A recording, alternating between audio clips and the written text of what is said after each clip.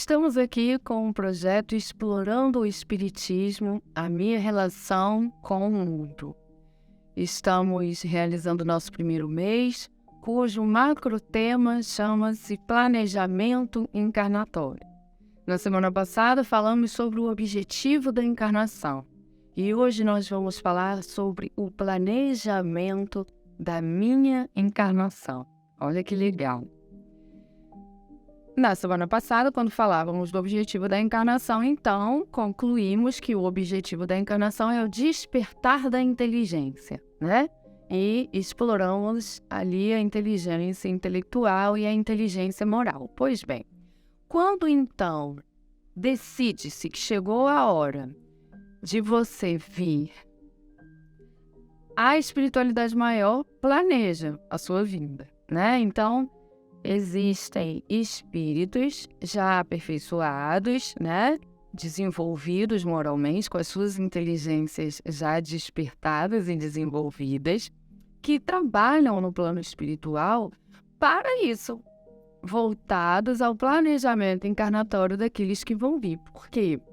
Porque quando a gente tem um objetivo de despertar a nossa inteligência, como falamos na semana passada, o despertar dessa inteligência é a compreensão da lei da vida, né? E a integração com ela. Eu compreendo pela inteligência intelectual e eu me integro pela inteligência moral, pela sabedoria de colocar em prática a minha inteligência. Pois bem, então Deus não pega a gente e coloca nas trajetórias com a matéria, pela encarnação, pela sorte, né? Nós que somos ignorantes planejamos o alcance das nossas metas e dos nossos objetivos, né? Imagine então a inteligência suprema.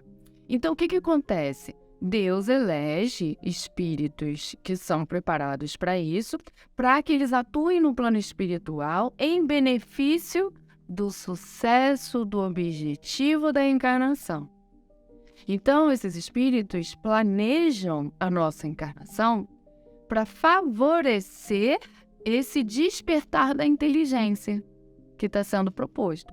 Porque a lei da vida, a lei natural da vida, a lei divina, é muito ampla, né? Para um espírito que vem da simplicidade e ignorância, ela é muito complexa. São vários fatores que precisam ser compreendidos, aprofundados, experimentados, para que haja integração. Então, em uma única encarnação, não é possível a gente despertar toda a inteligência que nós precisamos despertar. E aí, na semana passada, eu expliquei justamente que é por isso que vivenciamos diversas encarnações, porque cada trajetória na matéria me dá contextos e cenários diferenciados que despertam as minhas inteligências, né?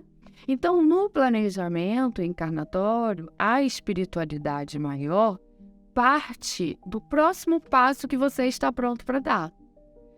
Qual é de toda a lei, de tudo que se tem que aprender?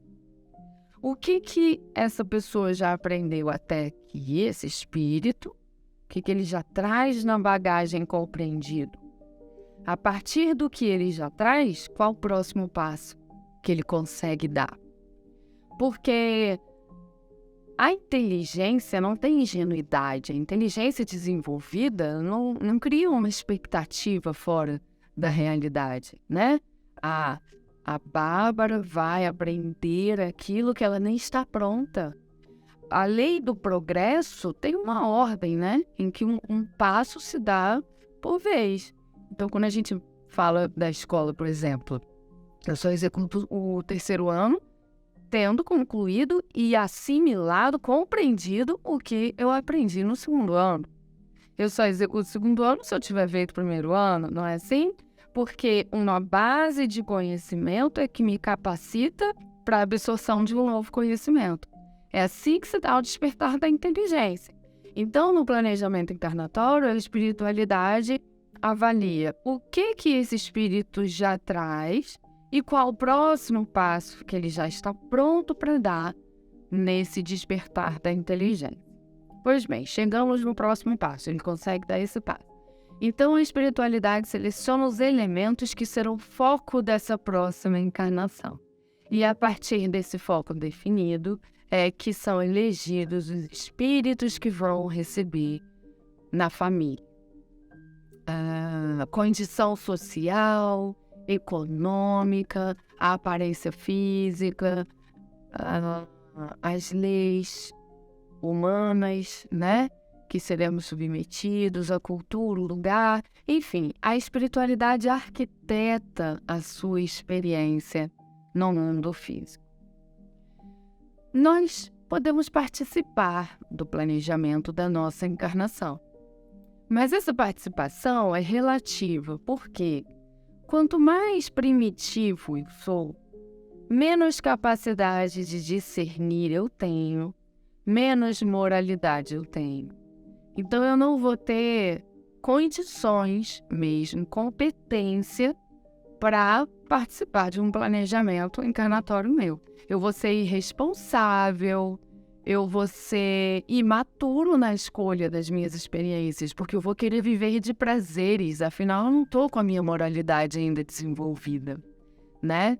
Então, quanto mais primitivo eu sou, menor é a minha liberdade de participar do planejamento encarnatório, o que significa, então, que há espíritos que não participam e há espíritos que participam integralmente junto com essa equipe.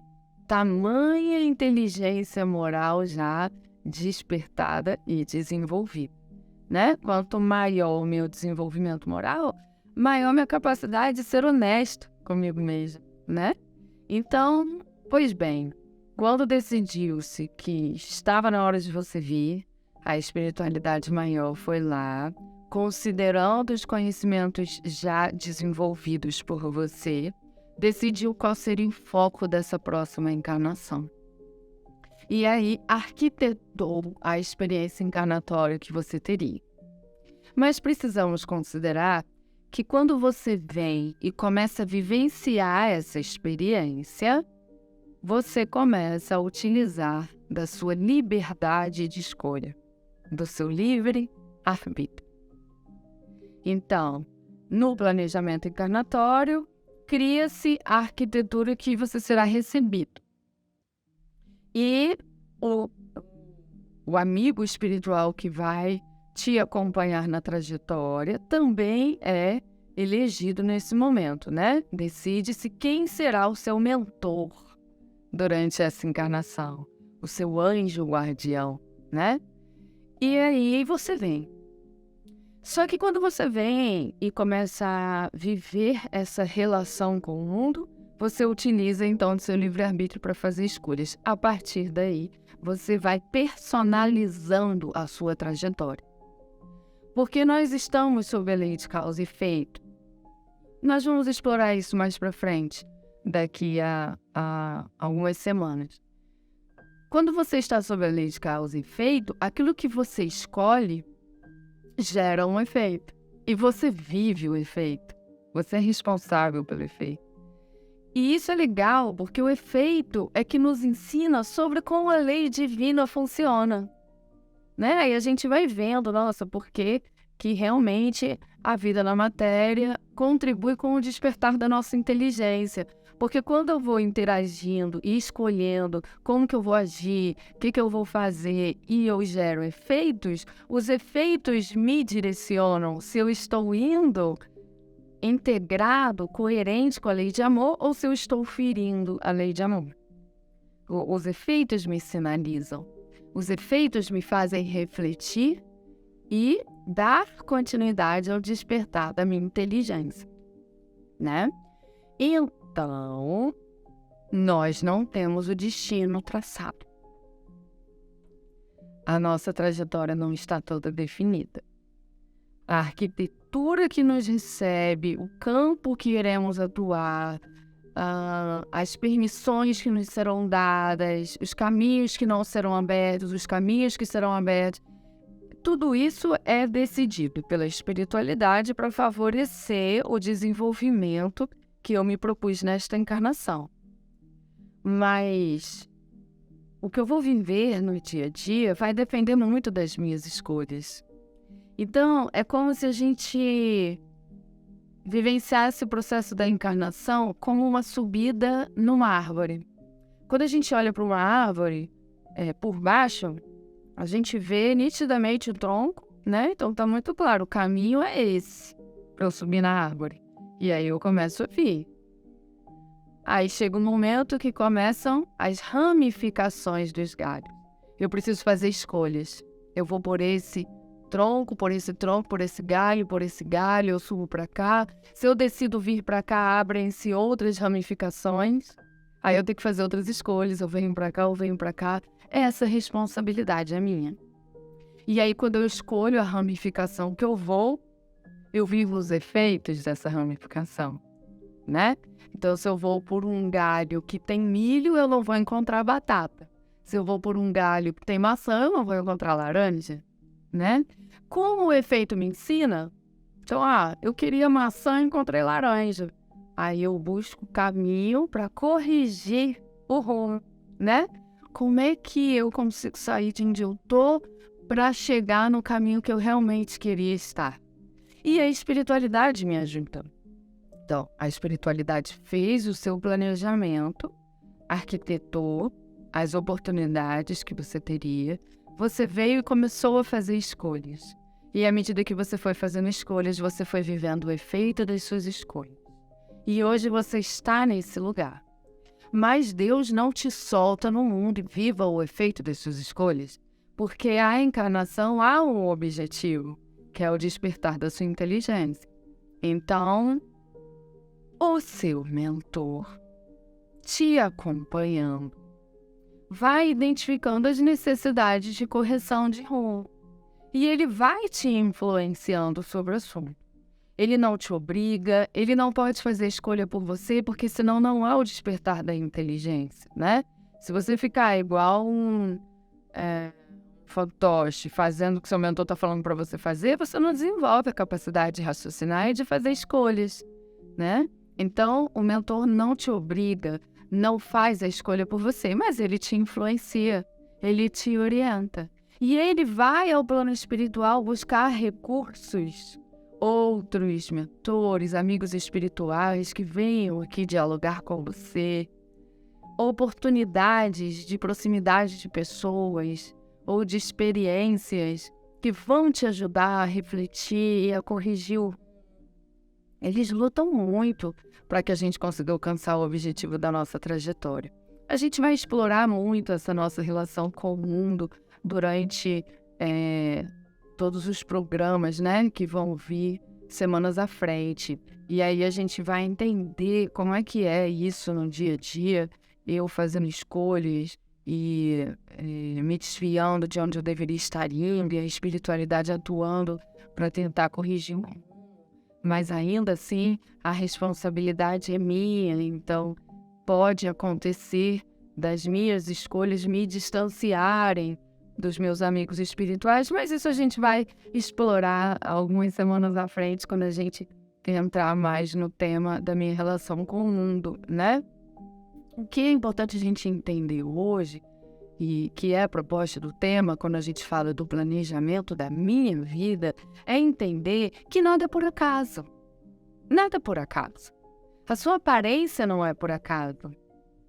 A sua família, a sua história de como você nasceu, o hospital, o dia, a hora, a condição psíquica e emocional daqueles que te receberam, a sua condição física, orgânica, com o seu organismo, suas predisposições, suas facilidades, seus talentos, a lei que você foi inserida quando veio, a cultura, o lugar, enfim, nada por acaso. Tudo que a vida te apresenta vem como um convite para você cumprir com o objetivo da encarnação, que frisamos tanto na semana passada. Então, procure olhar para a sua vida com seriedade, olhar para os elementos que fazem parte da sua vida. As portas que se abriram, as portas que não se abriram, as pessoas que se apresentam na sua trajetória, as que se ausentam na sua trajetória. Se assista a partir dessa relação encarnatória, porque ela veio com um objetivo.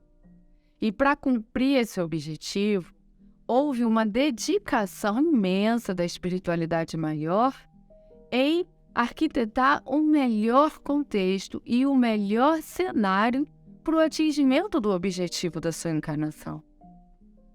Então, quando você se vitimiza ou quando você se sente privilegiado, você está patrocinando um desequilíbrio na sua mente, na relação com a lei de amor.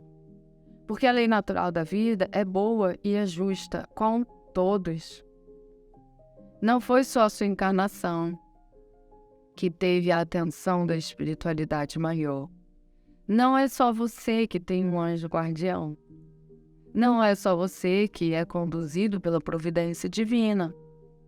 Então, tudo o que nós estamos vivendo tem uma proposta de desenvolvimento. Nem tudo que eu estou vivendo foi planejado ou providenciado por Deus. Muito do que eu vivo é feito das minhas escolhas hoje, no meu desenvolvimento. Então, tomemos cuidado, porque a gente terceiriza muito a responsabilidade. A gente culpa Deus, nosso anjo guardião, a família, a sociedade, as leis.